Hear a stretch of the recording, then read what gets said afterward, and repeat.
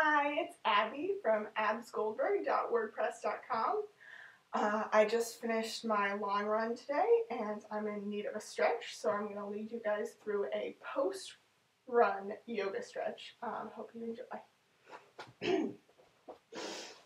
So we're going to start off in child's pose. You just sit back on your heels and extend your hands forward. Stretch out your back.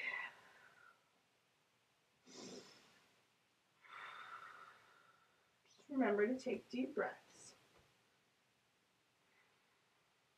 We're going to come up on our hands and knees. Your shoulders should be over your wrists and your hips over your knees. You're going to take your right arm and thread it underneath your left armpit. So you see right here, your hips are still in the air, but you're bringing your shoulders down to the floor and really stretching out the shoulder blades and all that area that can get kind of tight if you hunch up a bit while running. Breathe into it. And come on out. Alright, we're going to do the other side. You take the left arm, stick it underneath the right arm, and stretch it out. Couple breaths here.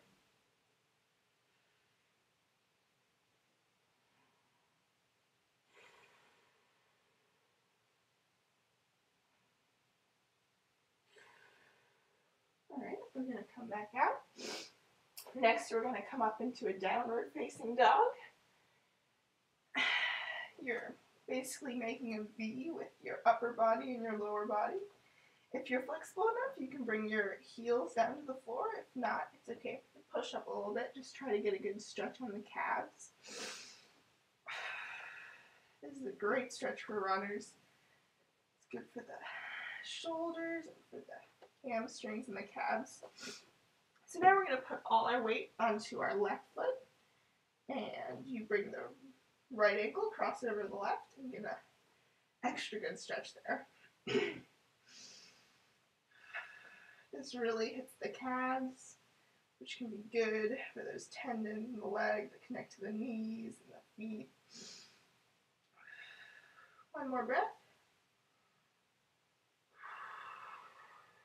All right, balance it out again.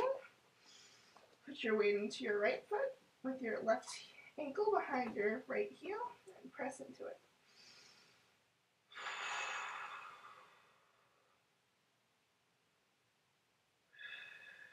Try to breathe into the stretch. Go just until you feel it, but not any farther.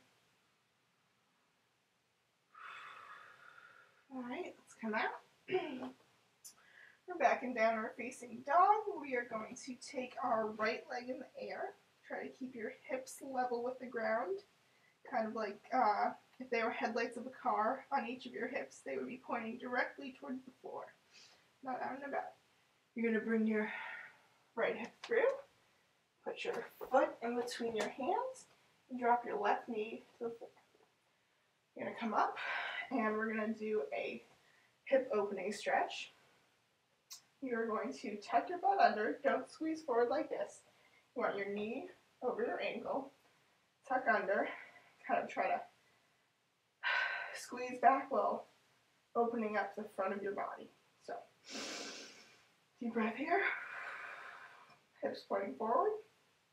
We're going to take our left foot into our right hand if you have the flexibility.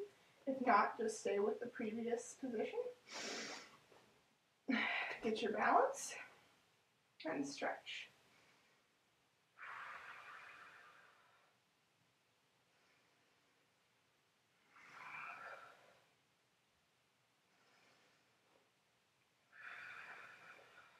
And just pull your foot up as comfortable as it feels. If you need it lower, that's okay. And if you have the flexibility and it feels good, then bring it up farther. Alright, drop it to the floor. We're going to sit back, kind of on our left butt, and with our right leg forward. Flexing our right foot, we are going to stretch out the hamstrings and the calves again. And so to make this stretch a little more intense, you can grab the top of your foot. You pull it towards your shin. You'll really feel that in the side of your calf and the bottom. I feel it. And then keeping this position with our body, we're going to just push the foot down towards the floor. Here you kind of stretch out the top of your shin, which can be kind of hard to stretch, and you get a lot of shin splints there sometimes from running, and this can be really great for stretching that out. Alright, pull back. We go back on our hands. Push back into a downward facing dog. Take a couple breaths here, just to center yourself. Get ready to do the other side. Alright, stick your left foot in the air. Same thing, hips pointing towards the ground, not out and about. And we're going to bring our left foot through to our hands. Drop our right knee to the ground. Come up, knee over the ankle, pulling our hips back, opening up the front of our body, the front of our right hip. A couple breaths here. If you can, very slowly grab hold of your right foot with your left hand. Really open up that hip flexor.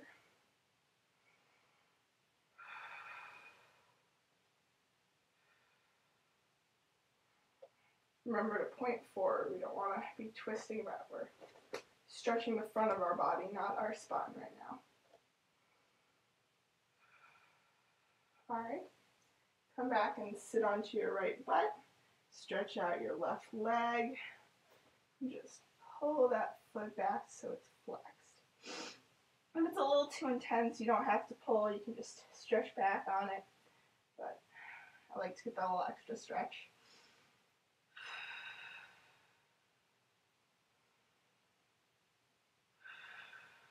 Alright, push your foot into the ground to get the front of the calf stretch, or the front of the shin really.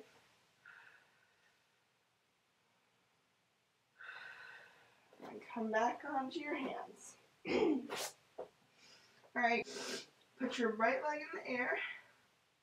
This time we're going to open up the hip so those headlights are no longer pointing towards the ground, they're out towards your right side. You're opening up the hip, and you're twisting just a little bit in your spine. You're going to straighten it out again, and then pull your right foot up to your left hand. We're going to go into pigeon pose. Drop your leg to the ground. If you have the flexibility, you're going to have your right calf parallel to the front of your mat. If not, you can pull it back a little bit. That's okay. I'm going to try to go a little more parallel.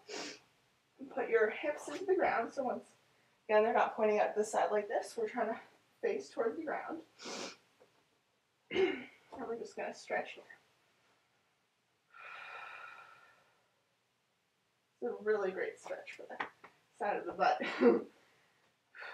If you feel like you have this space for it, you can go on to your forearms, rest your head on your fingers. And if you really want to go farther, you can go all the way down.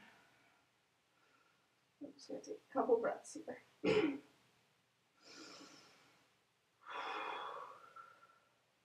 Just breathe into the stretch.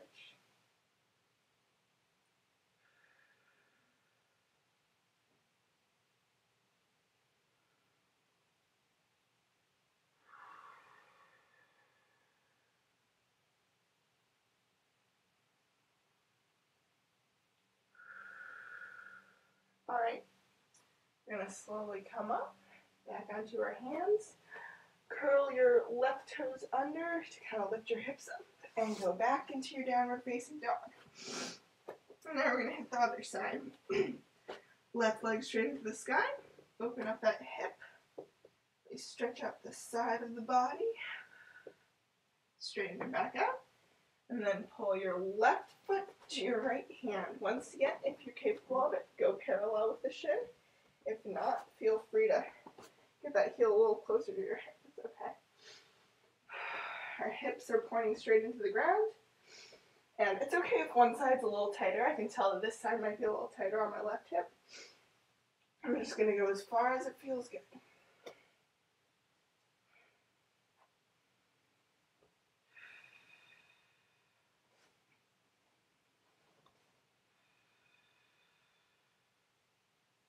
couple breaths here.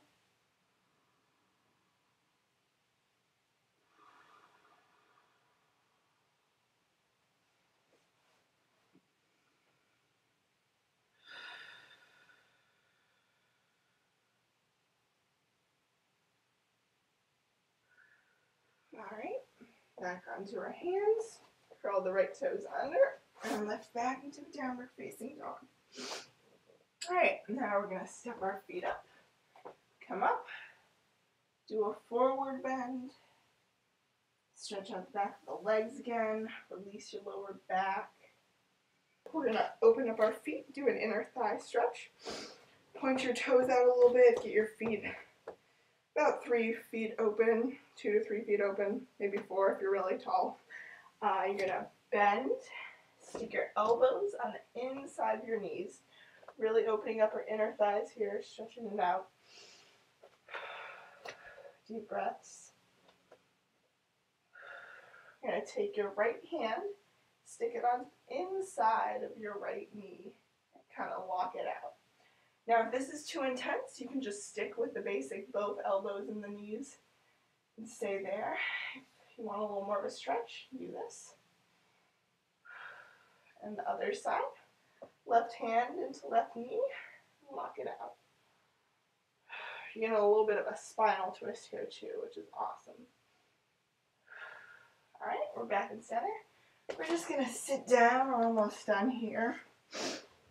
I'll make a nice little spinal twist and one more twist and then we're done. Okay. You're going to breathe up. Put your right hand on your left knee while twisting your spine to the left. You can put your left hand on the ground behind you to kind of support yourself up. Try to twist with your spine and not with your hips. This feels really good. Alright, we're back to center. Breathe in again. And the opposite side. Left hand, right knee.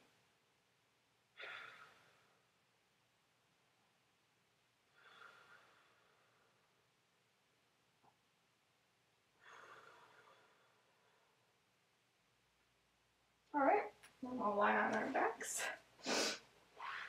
We're going to take a final twist, which is bend your left knee.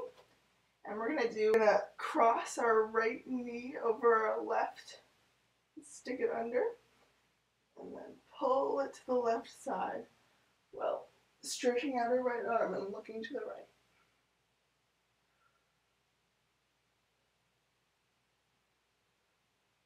So this is an eagle twist, if you're lying on the floor. It's kind of like eagle pose, if you know what that is, except instead of standing, we are lying, using the spine and the legs to twist farther. And then we switch it. The right knee's bent, and we're taking the left leg over our right quadricep and under our right calf with the foot. Just pull it over to the side. Stretch your left arm out and look to the left. So if you can't do this with the legs, that's okay. You can even just take the two together, stretch it to the side. Point's really just to get a good spinal twist. Alright, take it to the center. We're just going to spread out and relax. So, this is always the final pose in a yoga sequence, it's the Shavasana. You just enjoy everything that you did for your body.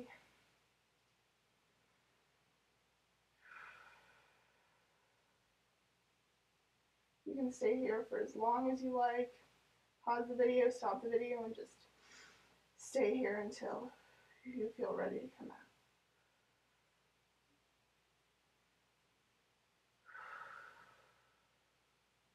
Alright, well, that was our post-run yoga workout. I hope you enjoyed it and have a great day.